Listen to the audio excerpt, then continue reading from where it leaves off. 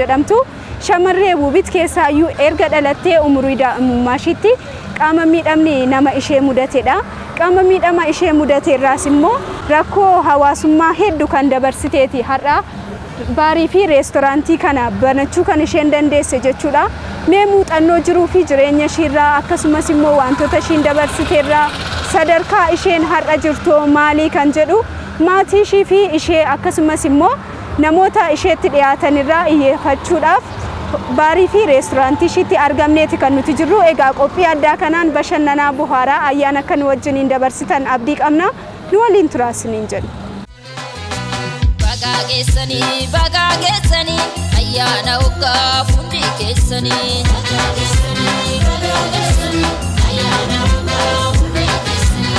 Waliin nu fiduu firoo laawwanii lafti bariitee kan guyyaa yaannii.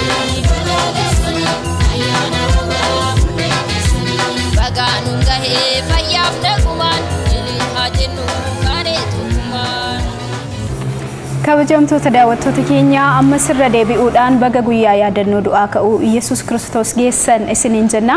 Egaa akkuma dura isiniin jenne baarii fi reestooraantii shamarree Wuubit keessattidha kan argamnu jechuudha. Gimbichuu baarinna reestooraantii keessatti. Egaa dhimmi asitti argamneef immoo keessumattiyyuu akkuma dura kaasee shamarree Wuubit namoota hedduuf fakkeenya ta'uu nama dandeessu. Nama cimina isheetiin tattaaffii isheetiin bakkee xiqqoorraa kaatee qaama miidhamummaa ishee haalota naannoo ishee jiran bu'aa bahii jireenyaa hedduu injifattee har'ammoo gara haadha qabeenyaatti ceetedha. Egaa haalli jiruuf jireenya ishee maal fakkaata? Seenaa isheen dabarsite keessaayyuu qaama miidhamummaadhaaf akkamiin saaxilamtee ammoo sadarkaa kamirra jirti kan jedhu bal'inaan muuxannoo fi mudannoo isheerraa isiniif qoodaa ayyaana wajjiniin dabarsina jechuudha. Wuubit baga guyyaa yaadannoo du'aa ka'uu Yesuus Kiristoos nagaadhaan geesse. Tolega keessattiyyuu har'a sababa walitti qabama keenyaa kan taate sidha. Ati namoota hedduuf nama fakkeenya ta'uu dandeessudha. Maaliif jennaani namoonni akka keetii hedduu yoo nama isaanii keessatti rakkoon kan mudataatii jiru jira. Warreen karaarraa kadhaadhaaf saaxilaman illee ni jiraatu. Iddoo garaagaraatti rakkoo hedduu keessa kan darbaa jiran yeroo ammaa kanatti ni jiraatu jechuudha. Ati garuu har'a nama jabduu nama amma kanaatiif walitti qabamaaf sababa taateeti kan jirtu. Mee haallitti qaama miidhamummaan si mudatee maal fakkaata ture? Seenaa duubatti deebi'itii waa muraasa nu yaadachiisi. Duraan dursii warra asitti argame hundaaf anaaf jecha asitti argame waan ta'eef baay'ee galatoomaa jedhaani. Isinis baay'ee galatoomaa isiniin jedha. Baga ayyaana uggaatiin isin gahee. Sababni isaa beeku ani gizee daa'imummaarraa qabeeti kanan akkas ta'e yeroo xiqqishummaa ijoolleen hangafoonni kiyya na baatanii akkana kuffisanidha. Haati kiyya kanatti himtu kasanirraa hafee waan ani beeku hin jiru.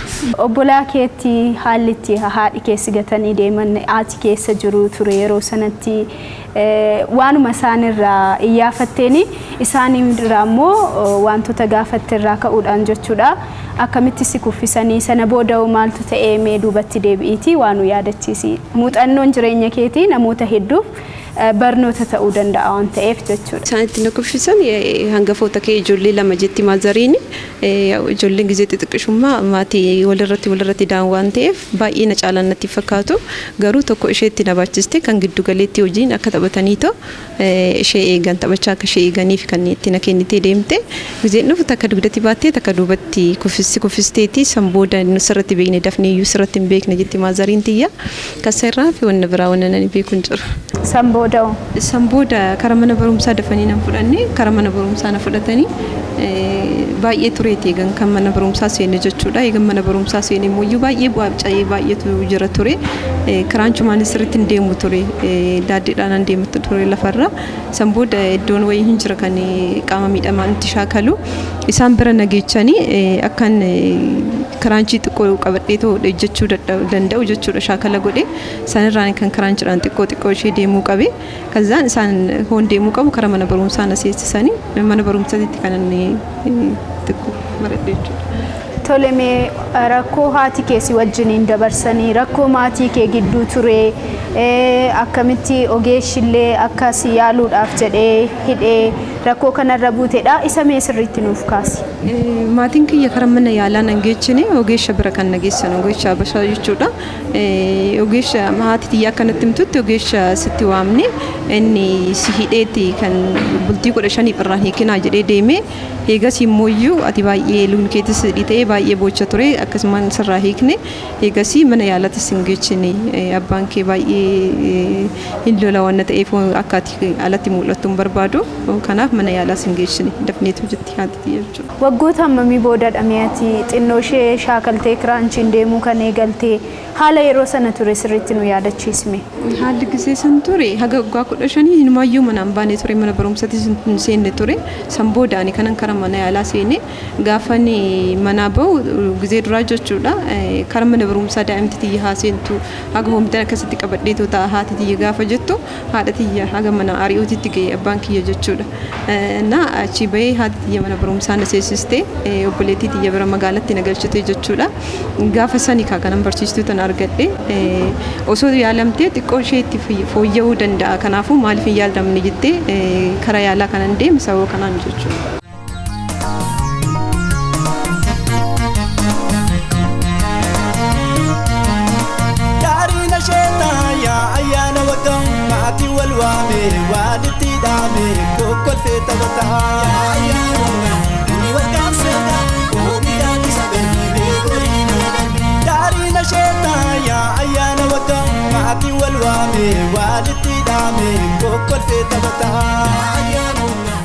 Baay'een keenya daa'imni keenya yoo sababa garaagaraatiin qaama miidhamaaf saaxilaman jechuudha.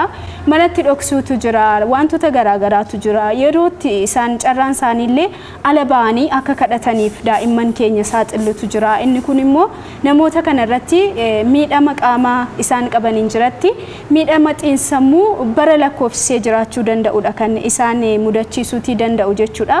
Kanaaf egaa seenaa Wubitirraa keessumattiyyuu kan hubannu daa'imman keenya dafnee irra ilaalu akkasumas immoo yoo rakkoon isaan mudatee waan naannoo keenyatti jiru ogeessaa yaalchisuun akkuma jirutti ta'ee mana yaalaas immoo geessuun tarii cirraa daa'imman sanaa yookiin hiree daa'imman sanaa gara fuulduraatti miidhama isaan mudatu hir'isuun akka danda'amudha hubannee kan walitti deebine jechuudha. Yaalamtees akka turtedha. Yaalamuu keetiif immoo barsiistuun kee sababa akkasiif taatellee nuuf kaasaatii turte. Mee haalli yaalitti dabarsite maal fakkaata? Heegan waggaa 15 akkas ta'e heegan kan karaa barumsaa kutaa tokkoffaa kan na seessisan jechuudha. Gizeen achi seenutti barsiistuu tiyyatu ture ammallee asuma jirtii nu gidduu keessa. Isheen maaliif akkan maal taatee akkana isaatiin aan jette ani yeroo san baay'ee qaama miidhamummaan narra jira ture. Danda'eetumaayyuu karaa dareeyyuu seenuudhaaf baay'ee rakkisaadha ture. Achuma kan gizee daa'ummaa kiyyaatti akkana ta'e jedheetoo isheetti hime. Isheetti naan immoo isheen osoo yaala argattee hin fayyita ture jettee maatii kiyya yaamsiste. Maatiin kiyya abbaan kiyya garuu tanaan duraayyuu yeroo baay'ee yaalsisnee turre karaa ogeesha Habashaatiin jechuudha. Kanaafuu agas mara yaalli bu'aa waan qabu natti fakkaatu jedhee garuu isheen maatii kiyya osoo hin gaafatin jechuudha isaan akka inni yaalamu waan heeyyamamaan ta'iniif barsiisota irraa barattoota irraa buusii walitti qabuudhaan yeroo duraatiif yaala akkan jalqabu kan nagoote isheedha. Barsiistuun shiis immoo numa cinatti argamti. Egaa warriyyuu yeroo abdii irraa kutatanitti namoonni biyya keenyatti namoonni gosa garaagaraa akkuma addunyaa kamirrattiyyuu jiran warreen gaarummaa yaadanii hiree namoota hedduu kanneen qajeelchan hedduutu jira. Ishiin gara maalirraa kaateetu laaftee fi kan jedhume waa muraasa nu biraan ga'u barsiistuun Wubitis gara isaaniittis hin dabarsinaa ammas ayyaana gaarii isiniif haa ta'u jecha nu waliin turaa isiniin jenna. ልጅቷ ስትመጣ ጠንካራ አቋም ያላት ልጅ እንደሆነ ታስታውቅ ነበር። ስለሆነም ለትምህርት ያላት ጉጉት ይታያል። ጠንካራና አንደበተርቱ ልጅ ነች። ሙጫን ኩን ገረ መነ በሩምሳ yeroo dhuftu ejjennoo cimaa akka qabdu ni beeksifti ture. Fedhiin barnootaaf qabdus baay'ee olaanaadha. Cimtuu fi amala toleettiidha. Kanarraa ka'uun mucayyoo kana cimsuu qaba jedheen murteesse. Ani mana barumsaa sana keessatti daa'imman maatii hin qabnee fi rakkoo garaagaraaf saaxilaman kutaa keessa barbaadan ture.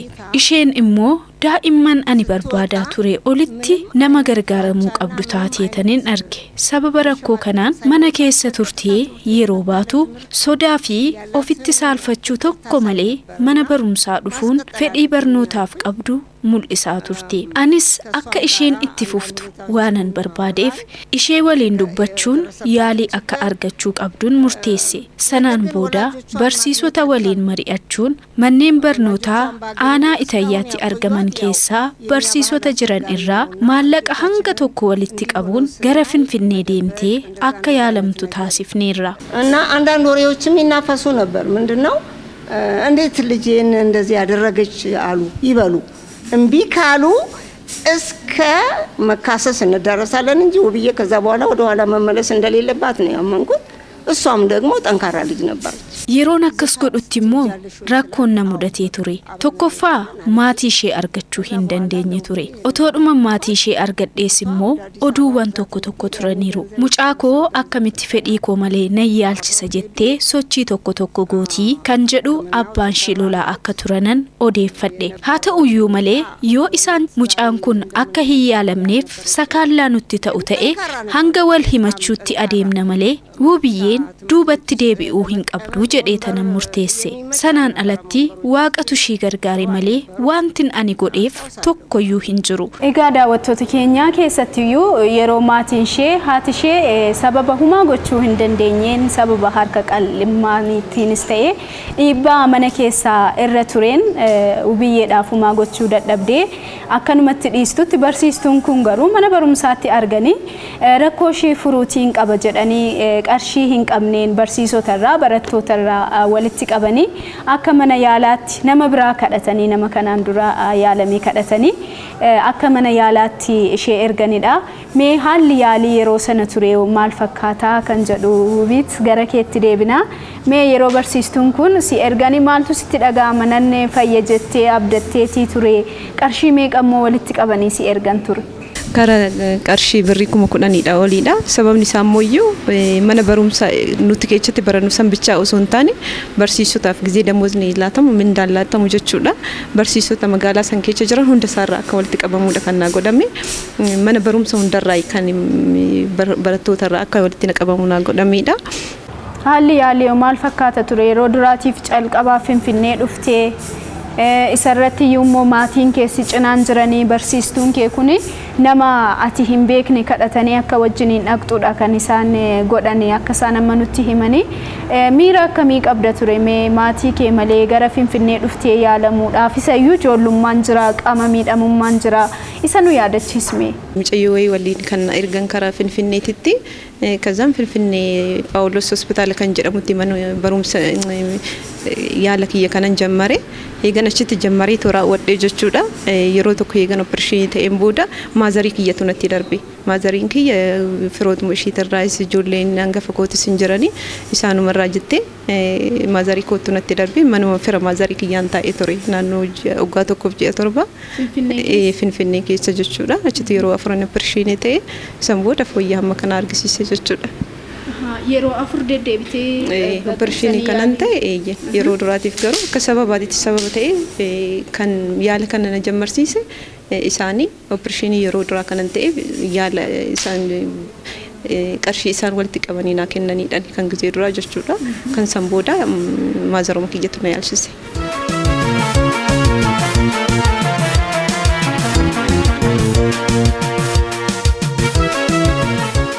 Tolega guyyaanis immoo ayyaanadha waan ta'eef nutis buna dhugaa akkasumas daabboo fandishaa akkasumas immoo dhangaawwan garaagaraa qophaa'aniiru waan ta'eef jidduutti immoo namoonni as keessa jiranis guyyaa ayyaanaatiin afaan duwwaa hin ta'in jettee baarii fi reesturaantiin gimbichuu nuuf qopheessaniitu jiru waan ta'eef jaarsa biyyaa daabboo nuuf muru isaan gamasitti affeerrachuudha akka daabboo nu muraniif jechuudha.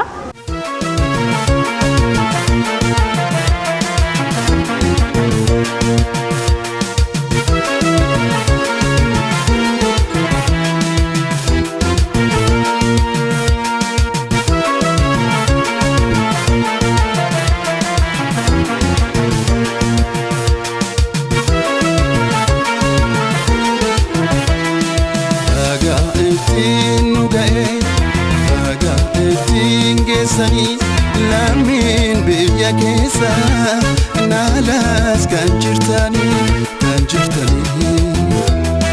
baga har'aan nu ga'e baga walumaan geenye naayyaana hawwiinu walumaan argine baga ittiin nu ga'e baga ittiin geessanii lammiin biyya keessa naalas kan jirtanii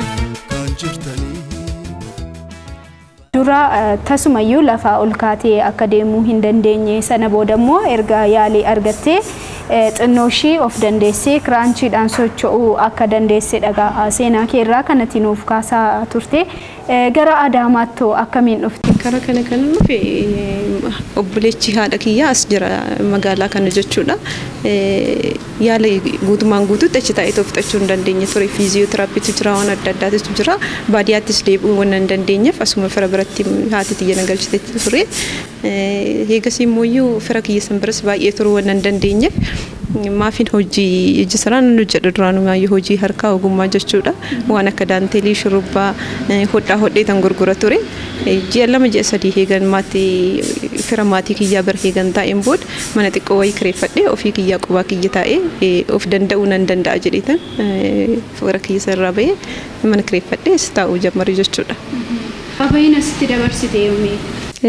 Jechuun baay'ee cimaadha akkana jedheetu sitti himuu hin danda'u amma osoon akkana jedheetu dubbadhee waan amanamus miti. Tokkoffaa mana kireeffadhee tokko baakiyya taa'unuyyuu rakkina guddaadha shamarreedha.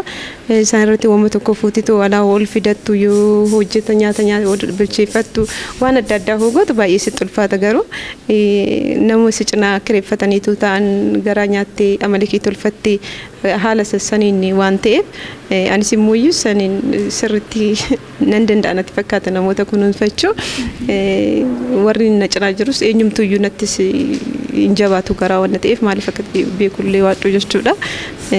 Namoota na cinaa jiru na gargaara ijjisaraan hojjedha ture hojii harkaa jechuudha ogummaa daanteeliin hodhaan hodhaa haaluma sanii waacii guddaa keessan darbe.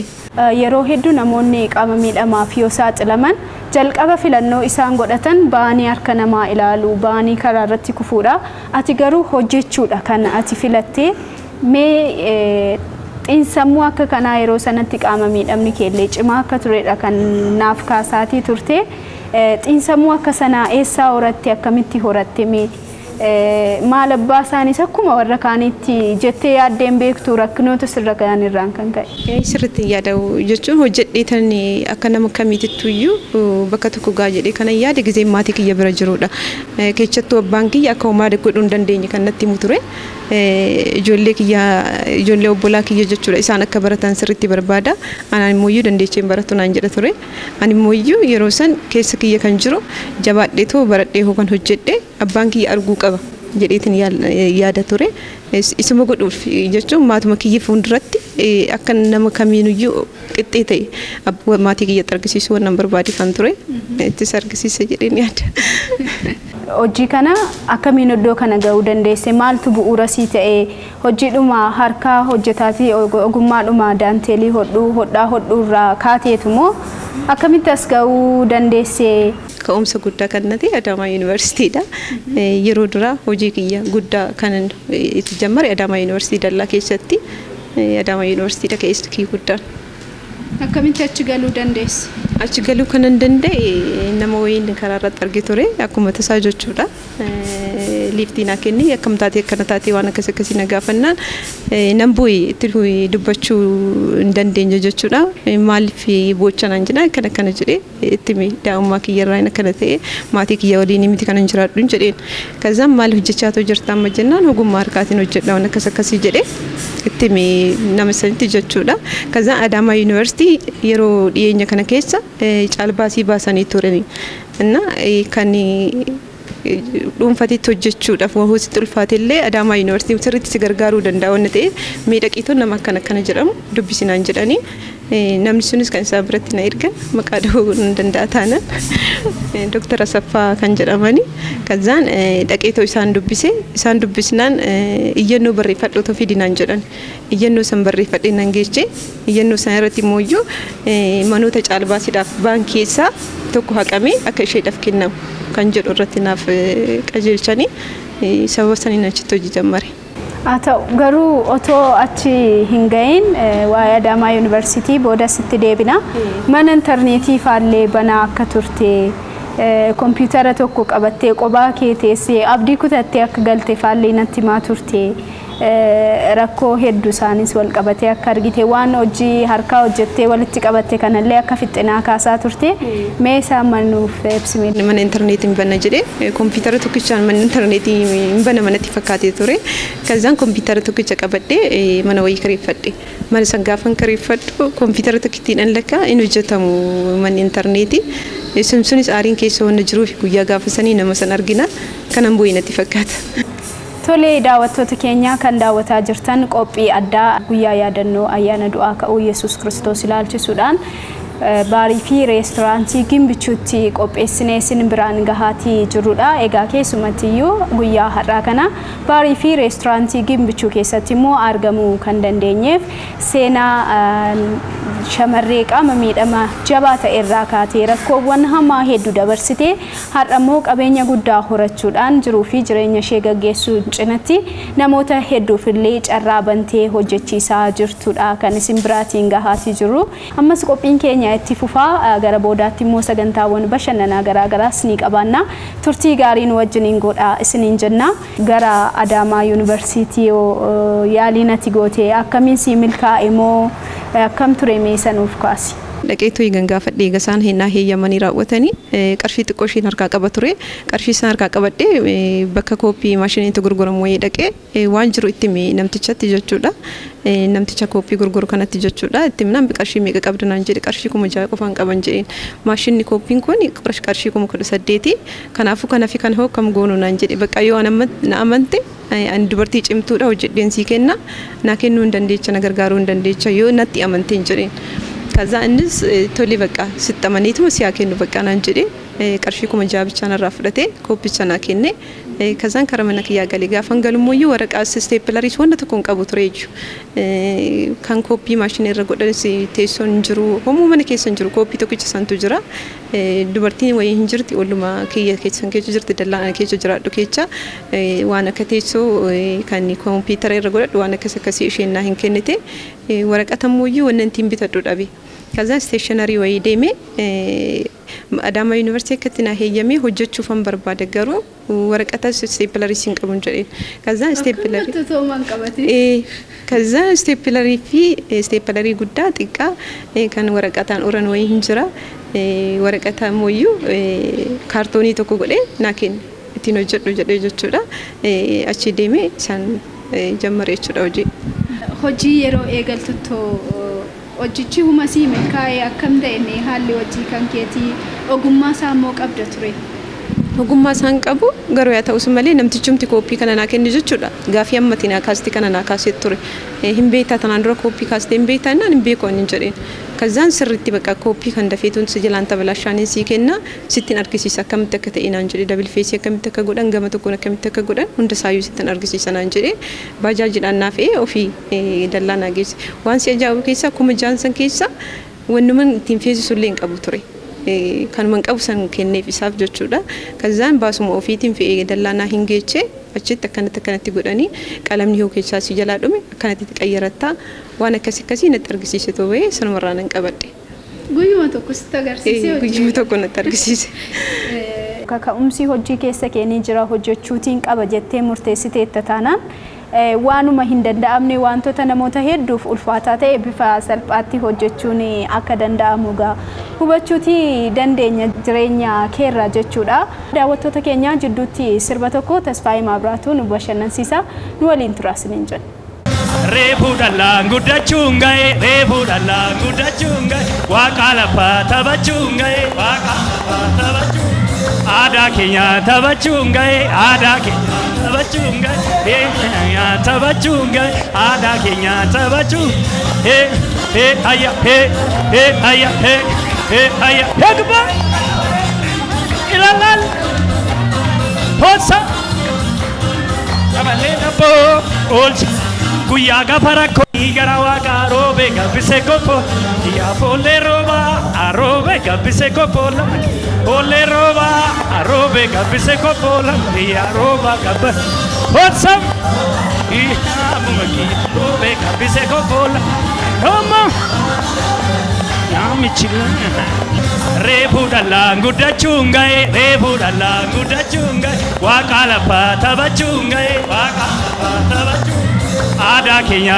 taphachuun gahe aadaa keenya taphachuun gahe taphachuun gahe aadaa keenya taphachuun ayya ayya ayya yagba ilalal hosa amalee naboo oolcha guyyaa gaafa rakkoo. Egaa daawwattoota keenya jidduutti immoo sirbaan buhaarreetii kan walitti deebinee turtii gaarii akkan wajjin dabarsaatii jirtan abdii qabna. Yeroo Adaamaa Yuunivarsiitii keessatti carraan hojii siif banamu sana maaltu sitti dhaga'ame? Sana booda kutannoon ati qabdu hojiidhaaf akkam ture? Baay'ee natti tole jechuun baay'een gammade haga san hin hojjetti jedhanii amananii caalbaasiidhaaf mana bicha baasan san irra haqanii too ana hin dandeechi jedhanii nan xamananii naa kennuu isaaniitiif ani baay'een gammade hamma jechuutti mun danda'u gammachuun ani hora keessa kootti ture jechuudha. Har'umallee gahuudhaaf isaan bakka guddaa anaaf qaban jedheetiin yaada sababni isaatis isaan natti amananii hin hojjetti hojjechuu hin dandeechi jedhanii yeroo san hoona galchan anis immoo cimee hojjedheen akkuma isaan hin dandeechi jedhanii natti amanan san akka hin danda'u argisiisee gaaf tokko nan isaan galateeffadha jedheen keessa kootti yaada ture isuman godhaatu jira ammas. Waggaa meeqa hojjette meechi keessa? Bara 2004 galee eega gizee saniitii qabee jechuudha gidduudhaan alatti hojii biraa waan tokko nan hojjedha malee dalluma san keessan ture. Haga bara 2012 jechuun ture. Haga bara dheengaddaa jechuudha. Guyyaa jalqabaa hojii eegaltu achi keessatti qarshii meeqa hojjettee ooltu? Qarshii jaafuu hojjedhe akkasumatti fakkaatan garuu qarshii 10 guutuu guyyaa duraatiif kan hojjedhe jechuudha. Akkasiin hojjedhe. Abdiin kutannee yeroo sana? Ay abdiin akkasumaraan kutanne garuu akkanumatti itti fufaa laata kanan jedhu wayii keessa kootitti yaadee malee abdiin kutanne. Jiruu fi jireenya shamarree Wubitirraa wantoota hedduu isiniif qoodaati kan nuti jirru isinis hubannoo hedduu irraa argachaatii akka jirtan abdii qabna. Amma immoo obboleessi shamarree Wubitis nu jidduutti kan inni argamu akka obboleessaatti akkas ilaaltuu fi durii kaastanii akka wal beektanidhaan illee obboleessa jedheetanii kan hin beeksise maaliif inni akkatti beeksise akka obboleessa kootti kan hin ilaalu kan yeroo hedduu na bukkee dhaabatu waan isheen jechaa turtee fi Wubit sadarkaa kanarra hin geessi jettee yaaddee beektaa haalli isheen rakkisaa dabarsite kana ati duubatti deebitee akkamitti yaadattame? Tole gaariidhaan Wubiti kan arge nama baay'ee hojiidhaaf tattaafatu qaama miidhamummaa ishiititti baay'ee yaaduu odoon ta'in nama hojjedhee boru abdii qabdu hojjettee jijjiiramuudhaaf halkanii guyyaa tattaafatu ta'uudha kanan beeku. Nusis immoo karaa keenyan wantoota ishiin rakkattu bira dhaabannee gargaaruudhaan jajjabeessuudhaan yaada adda addaa walii kennuudhaan rakkoo ishiisa waan dandeenye humna keenyanis yaadanis kan gargaaraa turredha. Ishiin humtuu gargaarsa kan hin eeggannee fi nama yeroo baay'ee abdii guddaa qabu. Abdii guddaa qabu abdii qabaattee jijjiiramattis jijjiiramuudhaafis halkanii guyyaa xaartuudha. Kanaaf Wubit immoo kanaa miti kanaa olittis deemtee waan baay'ee nama agarsiisuu danda'u ta'udha. Jiruu fi jireenya dabarsite keessatti jechuudha. Wanta ati amma har'aatti hin daganne mudannoon ati qabdu? Jiruu fi jireenyaan ani dabarse keessaa kan yoomiyyuu natti hin dagatamu jedheetoo yaadu abbaan kiyya gonkumayyuu hojjechuu hin dandeechu namni qaama miidhamaa ta'e kadhatee jiraachuu bichaadha carraan isaa kanaafuu kadhadhuutu jiraadhu. Waan nan jedhe wayiitu jira hoomiyyuu haganduuti kan hin irrafanne isa. Namoonni keessaayyuu namoonni qaama hir'uu ta'an maatiin isaaniis otoo abdii irraan kutaniitiin akka isaan gargaaraniif ofii isaaniitiifis immoo akka jajjabaataniif jireenya Wubitirraa keessaayyuu immoo dubartoonni maal hubatu kan jedhu haadhotii siinqee nu gidduutti argamaniif carraa kenna. Amma immoo haadha siinqee Atsaduu Tolaa nu gidduutti argamu. baga nagaadhaan guyyaa yaadannoo du'aa ka'uu geessaniin irra deebi'uudhaan isiniin jedha. Mee seenaa Ubitirraa ka'uudhaan keessaayyuu qaama miidhamtootaaf, maatii qaama miidhamtootaatiif akkasumas dubartootaaf dhaamsa akkamii dabarsitu? Baga hundaanuu ga'een jedha. Mee waanuma hundaa dura Ubiti qaama miidhamtuu miti, sammuun isii ifaadha. Mee kanumaafuu hamilee naa kennaafi hin jedha baay'ee.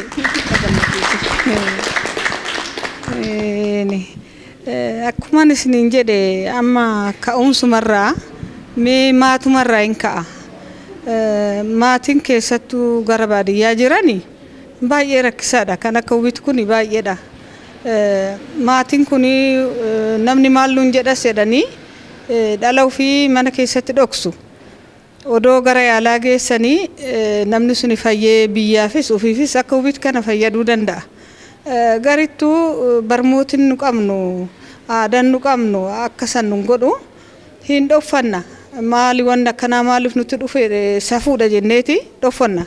Kana keessaa baanee ceenee haawwatiin keessattuu kan ijoollee ofiitti dhiyaatan haadha haawwatii isaanii hordofanii dhuguma ollaattis kennannee hin deemna. Ijoollee ollaattis kennatanii yoo deeman wanni isaan qunnamu baay'eetu jira. Kanaafuu maatiin eegee dubartii keessattuu jabeessee kunuunsee waan irra ga'e san mana yaalatiin dhaqee dhokachuurra dhoksuurra boru rakkoo biyyaatis rakkoo isaaniitis ta'a. Cimtuu akka Ubiti kana hoon ta'ini keessaa ba'uun hin danda'amu. Irra akkatanii karaa irratti kufanii kadhattuu ta'anii amma ishiin cimtuudha. Kan hunda keessaa dabarteetu nan danda'a jette. Nan danda'ani kana keessaa iyyummaa kana keessaa nan bahaa jette. Ishiin nuufi fakkeenya tokko goota tokko Ubiti jechuun akkuma kana haa yaalanii haa yaalsisanii dhoksuun shaggaamotii ijoollee ofii dhala ofii hin fayyanii biyyaafis hin fayyadanii ofiifis hin fayyadamanii kunoo maatiidhaa gargaartii miti amma ishiin ofirraa dabarte isaan garuu hin dandeessu amma achi bakka manumatti haftuu jedhaniin ishii wanna san keessa ceeteti ardha fira ofiitis qarqaartee obboleen ofiitis barsiiftee ardha kunoo hin beessara taatee hoteela Gumbichuu Baarinaa Rusireen Gumbichuu kan jedhan bantee nu hundumti keenya gammachuu ishii kanaaf asitti argamne. Sadarkaa har'a jirtu kanarra gahuudhaaf jechuudha. Waan argatan irraa qusachuun barbaachisaadha. Haalli qusannaa keetii maal fakkaata ture? Haalli qusannaa kootii hagan argadhu hundan balleessu. Hagan argadhurraa haga tokko nan qusadha. Qusachuu barbaadu kiyyarraa kan ka'e baajaajii kontiraata qabadheen deema ture. Ganama nageecha galgala na deebisa. Yeroo baay'ee kontiinara guutan isaan naa kenna suni kontiinara san keessa buleen hojjechaa ture. Suni maalirraa kan ka'e yoon deemu baajaajii kontiraatan baasa akkuma nama kamiyyuu birrii takka kan lama baasetii miti kanan deemu kontiraata waan ta'eef isa qusachuudhaaf kontiinara san keessa yeroo baay'ee nama bula ture. Baarii fi reesturaantii Gimbichuu yoomidha kanatti bane? Tasaas keessa bane naannoo baruma kanan bane naannoo ji'a afurii akkas ta'ee jira.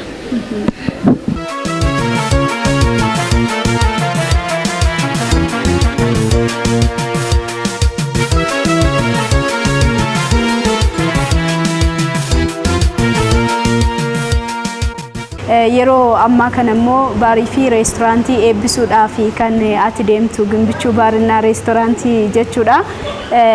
Gara hojii kanaatti akkamitti galte? Magaalaa kana keessa hanqinni hin jira jedhee wanna yaadu wayiitu jira. Ofitti amanuu kiyyarraa kan ka'e hanqina san nan guuta jedhee lafuma ka'een yaada ture.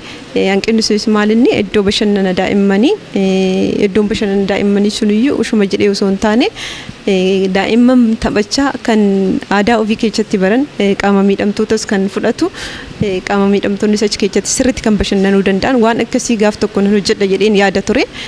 Garuu immoo sadarkaa sanitti deemuudhaan dura hojii hoteelaa kana wajjin sunis hojii hoteelatiin wal qabata waan ta'eef maaliifan humna koo ofiin laallee kanaanan jammara jedheen kana jammare jechuudha.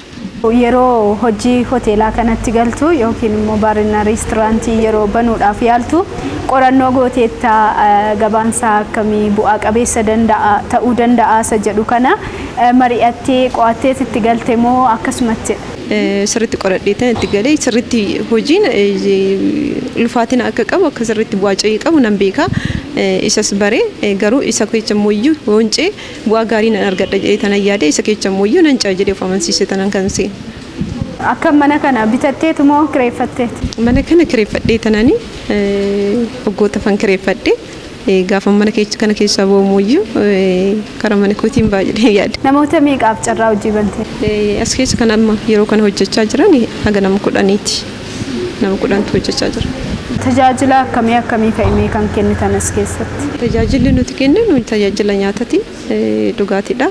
Yeroo dhiyoo keessa mooyyuu manuma amma keessa jirru kun galma cidha xixiqqaa itti qopheessaa turre waan akka eebbaa kiristaanaa waan akkas akkasii itti qopheessaa turre waajjiroota adda addaa waliin dubbadhee mooyyuu walgahii xixiqqaa akkana biratti qopheessaniif walgahiin sun qopheessan immoo bishaanan gurguradha bunan gurguradha namootanis walan bara waan ta'eef waan akkas akkasii ittiin qopheessa jedheen yaadee jira sagantaa godhachaa jira.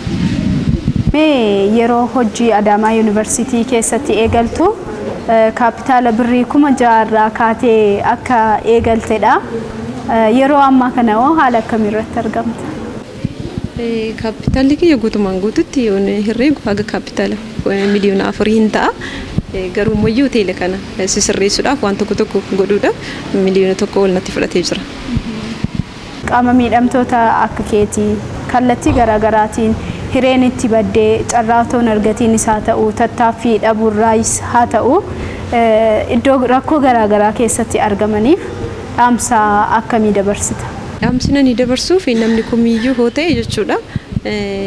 Qaamni keenya miidhame yookaan immoo qaama keenya keessaa tokko miidhame jechuun namni guutumaan guutuutti du'e jechuu miti. Kanaafuu hojjechuu hin danda'a. Kana sirriitti hojjechuu of amansiisuudha waan jechuudha. Isa dursi of amansiisuudha. Namni yoo of amansiise sammuu isaa nan hojjedha nan danda'a jedhee of amansiisna maalumaayyuu hin hojjeta waan ta'eef namoonni sirriitti of amansiisuu qaban jedhee tanan yaada. Kan isa irraaf immooyyuu namoonni nan hojjedha jettee gaafa dhayxe namni baay'een si gargaara waan ta'eef nan hojjedha jedhanii namatti dhiyaatanii nama gaafannaan namni kumiyyuu nama gargaara.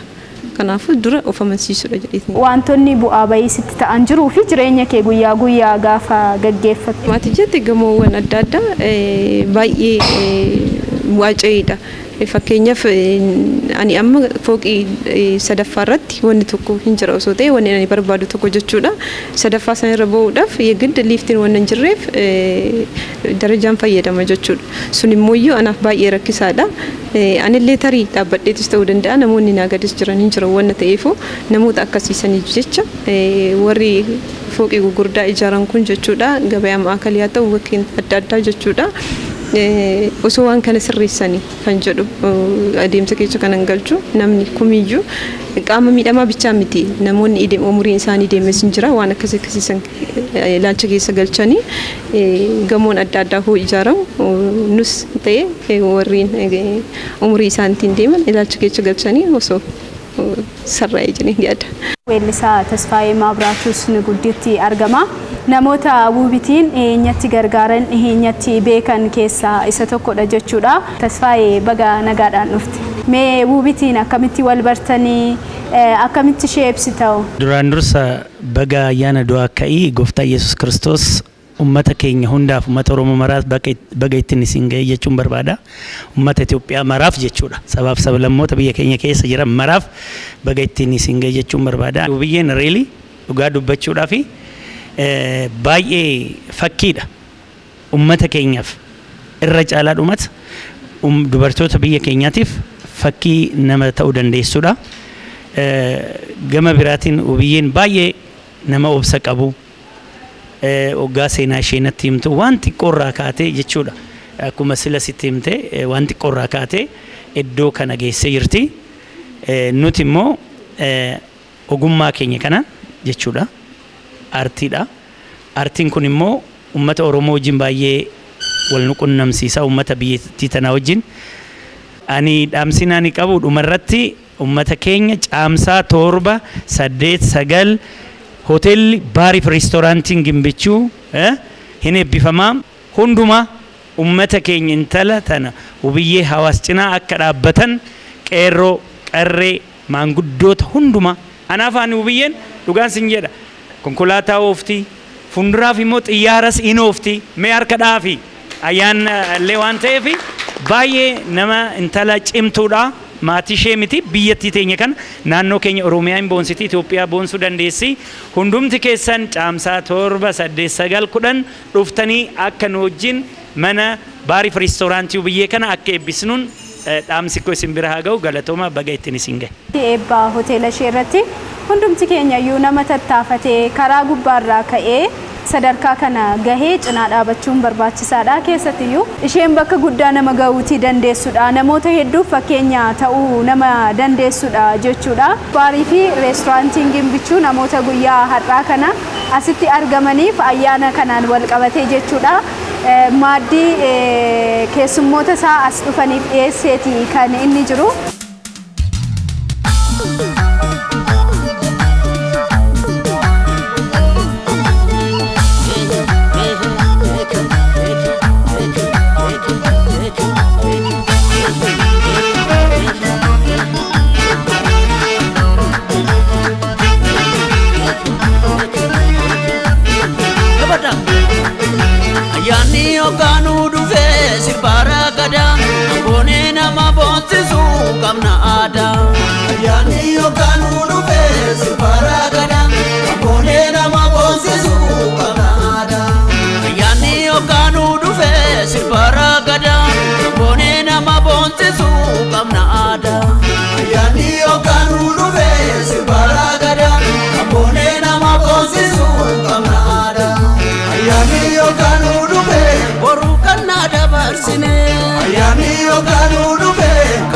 Rati cena ayani yo kanu dupe arsade markatete ayani yo kanu dupe waka ume direfana ayani yo kanu dupe gagara urufasi ayani yo kanu dupe magari samidasite ayani yo kanu dupe noru yakame ayani yo kanu dupe darara ke dirirsite ayani yo kanu dupe sipara gada bone nama bonte su kamna ada ayani yo kanu dupe sipara gada bone nama bonte su jiruu fi jireenya ishee irraa sadarkaa isheen irraa kaatee amma irra geesserraa waa hedduu hubattaniitu jedheetan inni nan yaada mee hubit dhumarratti dhaamsi ati dabarsuu barbaaddu yoo jiraate nuuf kaasi. Dhaamsi ani dabarsuufis namoota fi jechuun qaama miidhamaa osoo gargaaruu danda'anii dhaabbanni adda addaa osoo gargaaruu danda'anii namoonni adda addaa osoo gargaaruu danda'anii qaama miidhamaa bakka guddaa ga'a jechuudha. Adaamaa Yuunivarsiitii amma yeroo san natti amananii caalbaasii isaan irraa haqa godhaniitu iyyuu kan naa kennan yeroo san osoo isaan na gargaaruu waatan ture har'ee changaa laata kan jedhu isa tokkoffaadha. Isa lammaffaan immoo iyyuu yeroo isa gadi aanaa jechuudha. Barsiistuun xiyyeessuun karaan ani mana yaalaa akkan deemu osoo na godhu waatte ani magaaluma xiqqishuu san keessa isin bahu ture achumattiin hafa ture waan ta'eef jarriin kun lamaan anaaf jireenyi kiyya akka jijjiiramu bakka guddaa naaf qabu waan ta'eef namoonni biraatis jara lamaan kanarraa barumsa guddaa qaban jedhee tanan yaada'an jechuun yuunivarsiitiin namoota adda addaa barsiisee qalamaan baasa garuu immoo san cinaattis hojii akkanaa kana yuunivarsiitiin biraatis dhaabbanni adda addaatis osoo hojjetee namoota osoo gargaaree gargaarsa jechuun maallaqa kennuu jechuun miti gargaarsi guddaan namni tokko nan hojjedha jedhee yoo dhaqu haala hojii mijeessuufidha. Kanaafuu dhaabbanni adda addaa akkuma yuunivarsiitiin Adaamaa yuunivarsiitiin godhee ana jireenya kiyya na jijjiire kan dhaabbanni biraatis qaama miidhamaa osoo gargaaraniin jedha ergaan kan inni qabu kana. Maatii daa'imman garaa garaa qaama miidhamoo mana isaanii keessaa qabaniifoo mee dhaamsa akkamii dabarsite? Isaaniif dhaamsi ani dabarsu ana duraan abbaan kiyyees ta'ee maatiin kuuwwan dhuguma hojjettee higirgeechi dhuguma baratteetoo higirgeechi jedhanii na yaanne ture. Ani immoo iyyuu yeroo kana galanni isaa ga'u xiqqoos taate hojjedhee sadarkaa kanarra ga'e waan ta'eef namni biraatis jechuudha maatii akkanaa qaban taanaan dhoksuu osoo hin taane akka isaan baratan akka isaan hojjetan haala osoo mijeessanii fi ifaan ifatti alatti baasanii qaama miidhamaan kumiyyuu akkuma nama kamitiyyuu gargaarsa argannaa hojjetee of danda'u carraa guddaa qaba jedheen yaadaan. Dhumarratti namoonni galateeffachuu barbaaddu yoo jiraate. Dhumarratti namoonni galateeffachuu barbaadu duraan dursee barsiistuutii kan duraanii baay'een galateeffadha. Itti suuraan immoo Adaamaa Yuunivarsiitiin anaaf waan guddaa godhee jira. Ka'umsa kiyyaaf iddoo guddaa qooda guddaa fudhateera waan ta'eef isaan lamaan sirriitti kabaja. Baay'een galateeffadha rabbii gaditti jechuudha. Namoonni ani galateeffachuu barbaadu kan biraa harmeen tiyya baay'ee na wajjin cabdee turte amma immoo lubbuudhaan jiraattee yeroo kana na arguu isheetiifis baay'een gammada. Baay'ee galatoomin jedhaan namoota asitti argaman hunda isaaniitiif iyyuu guyyaa har'aa kana gammachuu keenya jedhanii bakka kanatti argamuu isaaniitiif baay'ee galatoomin jedhaani.